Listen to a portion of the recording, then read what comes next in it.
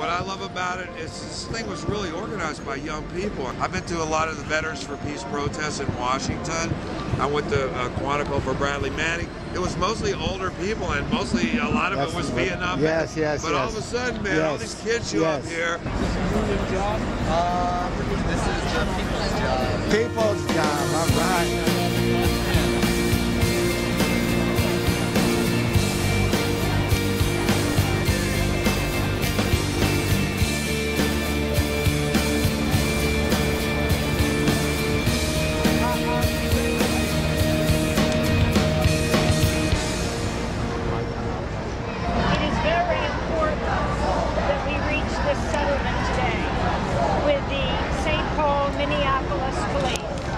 And the U.S.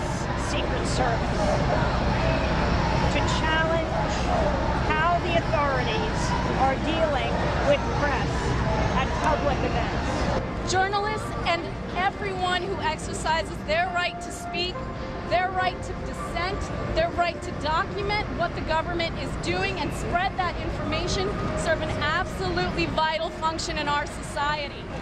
Democracy is a messy thing, and it's our job to capture it all, and we shouldn't have to get a record when we try to put things on the record. The First Amendment does not only allow the government to sanction and permit one viewpoint. It has to allow every camera and every voice and every journalist to speak without any kind of censorship or repression. I flew in for the settlement conference from Cairo, Egypt, where I live right now. I grew up in Cairo and I've lived there since the revolution. That sit-in has in some ways inspired street demonstrations around the world, including this one where we are speaking to you right here, this Occupy Wall Street demonstration. We have seen the police again act with the same kind of impunity that they acted in 2008. They have tear-gassed peaceful protesters. They arrested 700 protesters on Saturday, the largest mass arrest in U.S. history. We've seen protesters unlawfully arrested, journalists arrested, and also journalists told to turn off their cameras, to stop filming. This is unacceptable. The settlement in this case is a great reminder and an excellent victory, not just for journalists, but also for the public and the Constitution. We have to make sure that we can exercise these rights, that the police do not engage in preemptive arrests, that the police do not overstep their authority when they're exercising their powers. It is absolutely critical that we be able to cover these protests, that journalists be able to do their job. It protects all of us, not only journalists, but the protesters and the police as well.